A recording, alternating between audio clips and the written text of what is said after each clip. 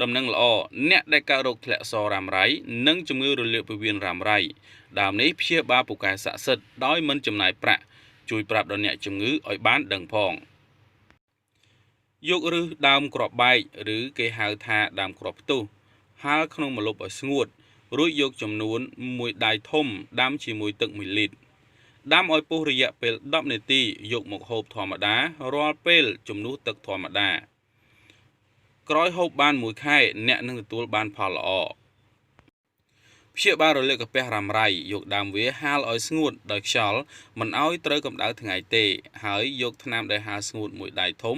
ដាំជាមួយទឹក1លីត្រដាំឲ្យពុះរយៈពេល10នាទីយកមកហូបធម្មតារាល់ពេលជំនួសទឹកធម្មតារយៈពេល1ខែឡើងនឹងបានផលធូរស្បើយ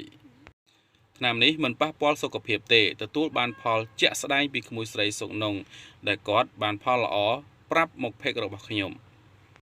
សូមពិនិត្យនិងពិគ្រោះជាមួយគ្រូពេទ្យឲ្យច្បាស់លាស់និងអស់លទ្ធភាពជាមុនវិធីនេះអាចប្រើសាកល្បងនៅពេលដែលអ្នកមិនមានជម្រើសផ្សេង